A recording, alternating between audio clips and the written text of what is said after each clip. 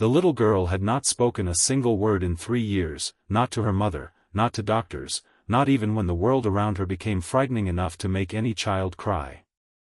Yet on a bright Saturday morning in the middle of a crowded botanical garden, she suddenly stopped her wheelchair beside a stranger, looked directly into his weathered eyes, and whispered the one sentence that would shatter everything her billionaire mother thought she knew about her daughter. She asked him if he was the soldier who had saved her. The man froze. The little girl froze. And across the garden, her mother, Celeste Whitmore, felt the blood drain from her face as she realized the quiet stranger standing beside her daughter was not an ordinary single father at all. If you believe kindness can reach people when money cannot, forgiveness can heal wounds pride cannot, and hope can give someone a second chance, please take a moment to like this video, share it with someone who needs hope today, and subscribe to our channel so our family can continue sharing stories that remind us that the human heart is stronger than the circumstances surrounding it.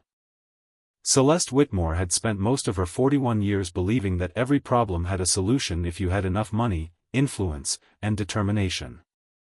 She had built a global technology company from a small office into a corporation worth billions, survived hostile takeovers, negotiated with governments, and learned how to walk into a room filled with powerful people without allowing anyone to see fear on her face.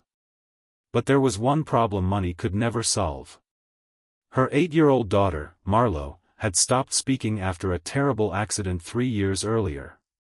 Before that day, Marlowe had been an energetic child who loved butterflies, piano music, and collecting tiny pieces of colored glass. Then a family vehicle had crashed during a rainy afternoon drive. Marlowe survived, but the trauma left her withdrawn and almost completely silent. Doctors had searched for physical causes, specialists had offered therapies, and Celeste had spent a fortune surrounding her daughter with the best professionals available. Nothing worked. Marlowe communicated through writing, gestures, and an expression in her eyes that seemed to carry far more pain than an 8-year-old should have been forced to understand. That Saturday, Celeste had brought Marlowe to the botanical garden because the therapist believed nature might help her reconnect with the world. Celeste had cancelled an important business meeting to be there herself, something she rarely did, and she pushed Marlowe's wheelchair slowly along a path bordered by roses and flowering trees. For once, there were no assistants, no reporters, and no business associates. Celeste wanted to be simply a mother. Then Marlowe noticed a man sitting beneath a maple tree with a little boy beside him. The man looked nothing like the wealthy men Celeste usually encountered. His clothes were inexpensive, his brown jacket was slightly faded, and there was a tiredness around his eyes that suggested life had asked him for more than he had been prepared to give. His name was Callum Reed. He was 38, a single father, and according to the quiet life he presented to the world, he worked repairing commercial security systems. His son, 8-year-old Bennett, was kneeling beside a patch of flowers and carefully sketching a bee in a notebook. Callum watched him with the kind of quiet attention that made it obvious his son was the center of his universe. When Marlowe rolled closer, Bennett looked up and smiled. He did not stare at her wheelchair or ask why she did not speak. He simply showed her his drawing. Marlowe stared at it for several seconds, then looked toward Callum. Something changed in her face. She reached for the small notebook attached to her wheelchair and began writing rapidly. Celeste assumed she was asking about the flowers. Instead, Marlowe slowly turned the notebook around, revealing 4 words that made Celeste's heart stop: "I know your eyes." Callum read the words and went completely still. For a moment, the peaceful garden seemed to disappear around him. His hand tightened around the edge of the bench. Celeste immediately noticed. She stepped closer and asked what Marlowe meant, but Callum looked at the child with an expression of stunned recognition. Marlowe raised one trembling hand toward his face and whispered again, so softly that Celeste almost believed she had imagined it. She said that he was the soldier from the photograph. Celeste's world tilted. Marlowe had not spoken aloud in 3 years. Callum slowly lowered his gaze. He did not deny it. Instead, he asked Celeste to sit down because what he needed to tell her was something he had spent years trying to forget. He explained that before becoming a father, he had served as a Navy SEAL. His military career had ended after a classified overseas operation left him struggling with memories he never discussed. He had eventually returned home, married, and tried to build an ordinary life. But his marriage had collapsed after his wife died from complications following an illness, leaving him to raise Bennett alone. He had never told people about his service because he did not want gratitude, suspicion, or attention. He wanted his son to know him as a father, not as a soldier. Then Marlowe remembered something Celeste had never known. On the day of the accident, after their vehicle crashed, a stranger had reached her before emergency crews arrived. She had been trapped and terrified. Through the smoke and shattered glass, she had seen a man kneel beside her, keep her calm, and tell her that she was not alone. She remembered his eyes. She remembered his voice. She remembered a small silver compass hanging around his neck. But after being pulled from the wreckage, the shock had swallowed most of her memories. Therapists had assumed her silence came entirely from trauma. Celeste had never known that somewhere inside her daughter's mind, one memory had survived untouched. Callum reached beneath his shirt and pulled out the same silver compass. Marlowe stared at it, and tears immediately filled her eyes. Celeste could barely breathe. The man she had considered a stranger had been there on the worst day of her daughter's life. But there was more. Callum admitted that he had recognized Marlowe too. He had seen her face in an old newspaper article years earlier when the accident had briefly attracted public attention because Celeste was already a prominent businesswoman. He had wondered about the little girl, but he had never contacted the family. He believed he had done what any decent person would do and that his involvement should have ended there. Celeste struggled to understand why he had never told her. Callum explained that he had been afraid. Not of Celeste's wealth, but of what revealing his identity might do to Marlowe. He had seen too many people turn pain into publicity. He did not want a traumatized child surrounded by lawyers, cameras, and strangers because someone discovered that a former SEAL had saved her. For the first time in years, Celeste had no clever response. She had spent millions searching for answers while the man who carried one of those answers had been walking through the same city, quietly repairing security systems and raising his son. But Celeste's pride soon turned into something darker. She accused herself of failing her daughter. She admitted that after the accident she had become obsessed with controlling every part of Marlowe's recovery. Every doctor had been selected, every appointment scheduled, every environment carefully managed. She had mistaken protection for healing. Callum listened without judgment. Then he did something that changed Celeste more than any business defeat ever had. He told her that Marlowe did not need a perfect mother. She needed a mother who could sit beside her without trying to fix her.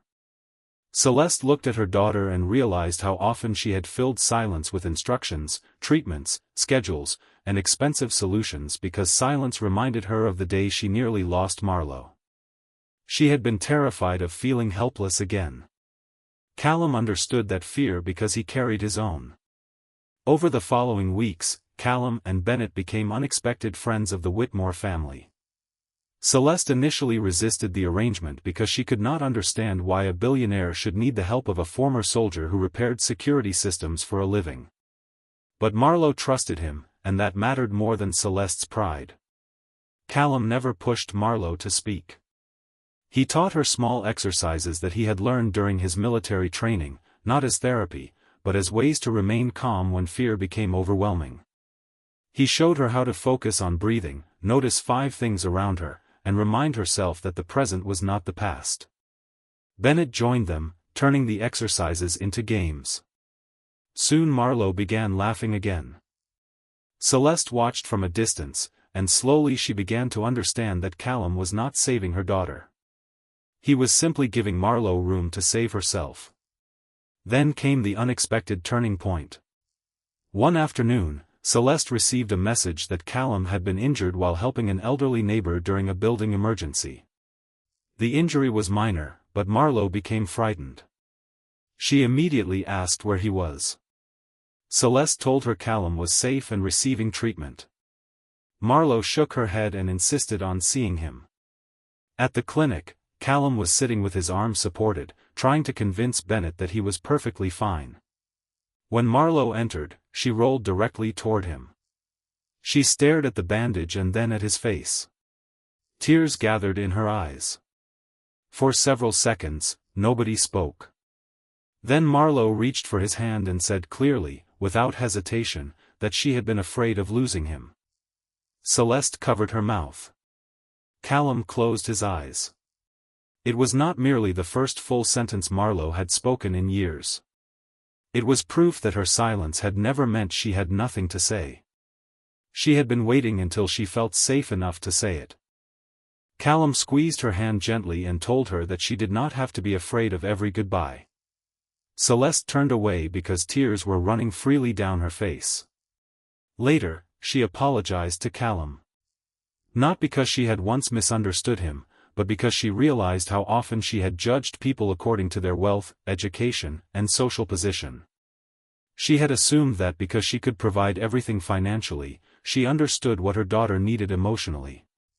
Callum accepted her apology, but he also admitted that he had his own lesson to learn. He had hidden so deeply behind his past that he sometimes forgot he deserved a future. The two parents slowly became friends. Their relationship was not built on wealth or status. It was built on shared fear, imperfect choices, and the understanding that neither of them had been the parent they wanted to be every day. Celeste learned humility. Callum learned that allowing people into his life did not make him weak. Marlowe continued to heal. She began speaking more often, first in short sentences and later in full conversations. She returned to piano lessons. She wrote letters to children who were recovering from traumatic experiences and eventually asked Celeste to help establish a foundation that would provide free emotional support for families who could not afford specialized care. Celeste funded it, but she refused to put her name on the building. Instead, she named it after the little silver compass that had brought two broken families together. Callum continued working, though Celeste offered him a high-paying position managing security for her foundation. He accepted only after making her promise that he would be treated like an employee, not a charity case. Celeste laughed and agreed. Months later, Marlowe stood on a small stage at the foundation's opening ceremony. She looked out at families gathered before her, many carrying stories of loss, fear, and recovery. Celeste stood nearby. Callum stood beside Bennett. Marlowe took a breath and spoke into the microphone. She said that sometimes the person who saves you is not the person who fixes everything. Sometimes they are simply the person who stays long enough for you to remember that you can stand again. Celeste cried. Callum lowered his head. And Bennett reached for his father's hand. If this story touched your heart, please like this video, leave a meaningful comment, share it with someone who needs hope today, and subscribe to our channel so you never miss another emotional journey. Before you go, leave a meaningful comment telling us what this story taught you about healing, forgiveness, or second chances. Maybe your words will become the encouragement someone else desperately needs today. Celeste had once believed that money could protect her daughter from every pain life might bring. Callum had once believed that hiding his past could protect his family from the wounds he carried. Both were wrong. Marlowe taught them that healing does not always arrive with a miracle, a diagnosis, or a perfect solution. Sometimes it arrives through a stranger who sits beside you without asking for anything. Sometimes it arrives through a child who finds courage in a memory everyone else thought was lost. And sometimes the greatest second chance is not the chance to change the past, but the chance to stop being afraid of the future. Years after the accident, Marlowe still kept the little silver compass in a wooden box beside her piano. Whenever she felt afraid, she would hold it in her palm and remember the truth that had finally set her free: she had never truly been alone.